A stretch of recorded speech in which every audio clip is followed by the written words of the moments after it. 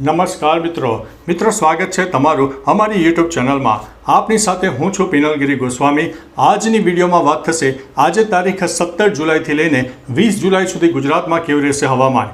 મિત્રો અત્યારે એક પછી એક એટલે કે back to back cyclonic system આવી રહી છે, જેના ભાગરૂપે થઈને રાજસ્થાન અને મધ્યપ્રદેશના અનેક ભાગોમાં વરસાદની શરૂઆત થઈ ગઈ છે। ઉપરાંત મિત્રો આજે તારીખ 17 જુલાઈ છે, તો આજે બનાસકાંઠા, સાબરકાંઠા, અરવલ્લી, મહેસાણા, મહીસાગર, દાહોદ, પંચમહાલ, ખેડા, વડોદરા, આણંદ, છોટાઉદેપુર, નર્મદા અને ભરૂચમાં છૂટાછવાયા સ્થળોએ બપોર બાદ વરસાદ થઈ શકે છે અથવા તો વહેલી સવારે પણ કોઈ જગ્યામાં હળવો મધ્યમ વરસાદ થઈ શકે છે।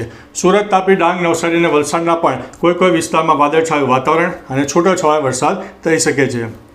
18 તારીખથી મિત્રો આજે વરસાદનું પ્રમાણ છે થોડું વધી શકે છે। કચ્છ અને સૌરાષ્ટ્રમાં એક વાદળછાયું વાતાવરણ સર્જાશે, પરંતુ ભારેથી અતિ ભારે વરસાદની શક્યતા થોડી ઓછી છે। પરંતુ જો કોઈ જગ્યાએ લોકલ ડેવલપમેન્ટ સર્જાઈ જાય તો જે તે વિસ્તારમાં ભારે વરસાદ થઈ શકે છે, પરંતુ સાર્વત્રિક વરસાદ કચ્છ અને સૌરાષ્ટ્રને અત્યારે નહીં મળે। ઉપરાંત મિત્રો તારીખ 19 જુલાઈથી સાયક્લોનિક સિસ્ટમ જે સક્રિય થયો છે તે વધારે મજબૂત થતું જણાશે અને ઉત્તર ગુજરાત હોય, ગુજરાતનો પૂર્વ તરફનો વિસ્તાર હોય અને દક્ષિણ ગુજરાતના અનેક ભાગોમાં ભારેથી અતિ ભારે વરસાદ થઈ શકે છે। એટલે કે આ જે વરસાદનો રાઉન્ડ હશે તે બીજો રાઉન્ડ હશે અને ત્યારબાદ તારીખ 26 અને 27 જુલાઈથી ફરીથી એક વરસાદનો રાઉન્ડ આવશે।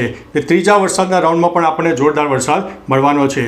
મિત્રો મહત્વનું છે કે તારીખ 17, 18 અને 19 અને 20 જુલાઈ બનાસકાંઠા, સાબરકાંઠા, મહેસાણા, પાટણ, અરવલ્લી, ગાંધીનગર, અમદાવાદ, ખેડા, મહીસાગર, પંચમહાલ, દાહોદ, આણંદ, વડોદરા, છોટાઉદેપુર, ભરૂચ, નર્મદા, સુરત, તાપી, ડાંગ, નવસારી અને વલસાડમાં કોઈ જગ્યાએ છૂટોછવાયો વરસાદ તો કોઈ જગ્યાએ મધ્યમથી થોડો વધુ વરસાદ થઈ શકે તેવી સંભાવના છે।